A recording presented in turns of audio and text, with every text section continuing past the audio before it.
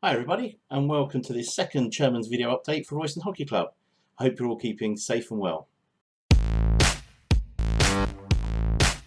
So, on the agenda for this session, I'll be talking to you about the return of hockey for both juniors and seniors, an update on the coaching, where we are with the AGM and subscriptions, a little update on the pitch situation, and finally, talking through some new positions that have become available on the committee that we need to fill. So, on to playing the return of hockey. As you may be aware, the senior section have been back at St Cat's for a few weeks now, and I'd like to take this opportunity to thank the COVID team, that's Smudge, Toby, Jake, for all the hard work they've done in ensuring that we have returned in a safe environment. We've had feedback from England Hockey that it looks as if the 26th of September will be the return to hockey. Not as we had it before, there will be certain rules that will be in place, but it would be nice to get back to some competitive hockey. Some of the changes you'll already be aware of. For example, we're a lot stricter coming in and out of the pitch. We're doing track and trace for every game. We enter and exit the pitch in different locations. And we all have to remember not to pick up the ball during the match, which I know is hard for some people, but we'll get there eventually. Also, I want to remind people that it's their responsibility to ensure they keep themselves safe and observe social distancing. The club is responsible, obviously, for providing a safe environment, but it's down to you as individuals to make sure that you observe the rules, keep to them, and make sure you stay safe.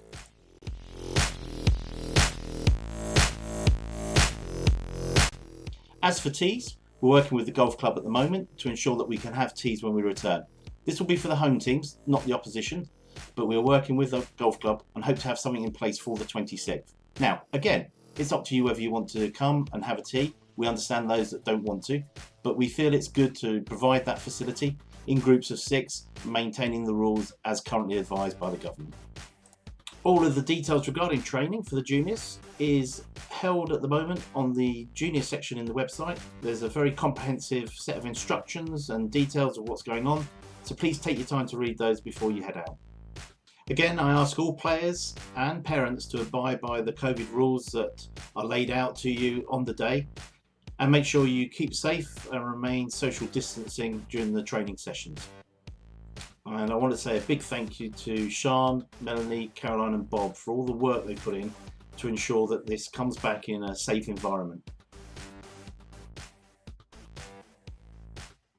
The final point is just to discuss a change that we've implemented in the senior section. We set up a council of men and a council of ladies for both sections so they could talk through players, positions, which teams they should be in, training, and how they want to proceed as a club. I think this is important that we have more of an input from each of the sections as to how they want to move forward. So these are in place, they've started this season, and hopefully that should mean there's better communications down to the players with regard to any changes, and you have areas and people that you can go to talk to should you have any issues or concerns, as well as your reps. Coaching. So as you're aware, I'm sure, Bob has stood down from senior coaching for this season, and we thank Bob for all the hard work he's done. We have a card and a little gift to give to you very shortly, Bob.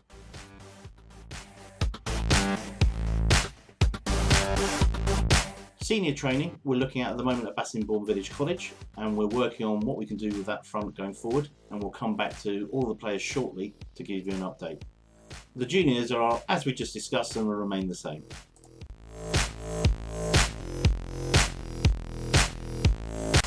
We've taken that decision due to the unprecedented situation we find ourselves in with COVID.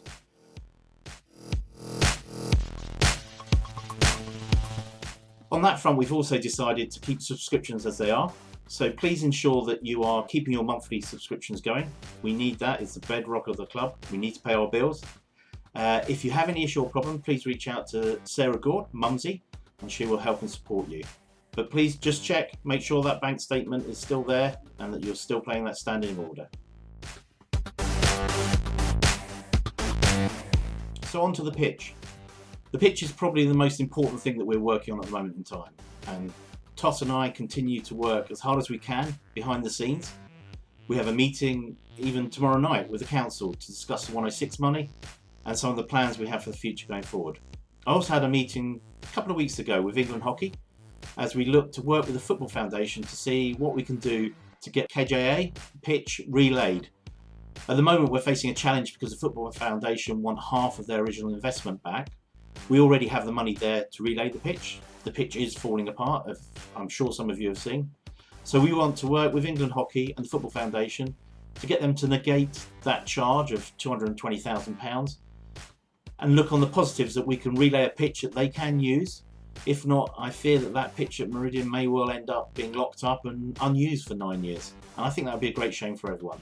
So we're working with England Hockey. We've also now engaged the help of Oliver Hild, our MP, as well as the council. So that's looking fairly positive.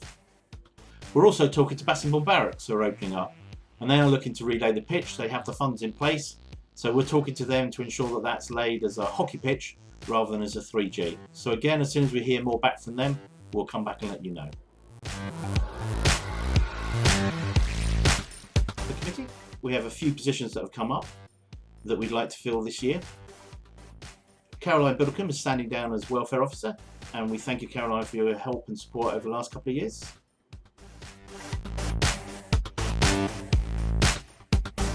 We are looking for somebody to fill this position. We have a candidate who have put themselves forward, but if anyone else would like to look at taking on that role, please contact me directly.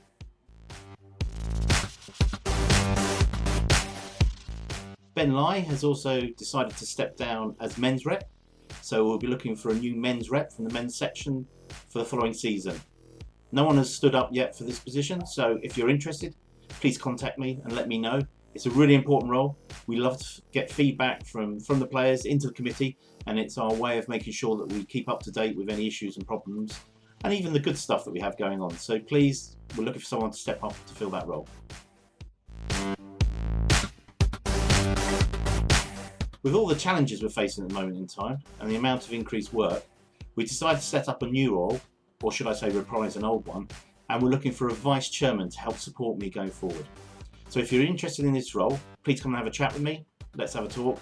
And I'd be delighted to talk to you about what the role entails and how we can work together going forward for the best of the club.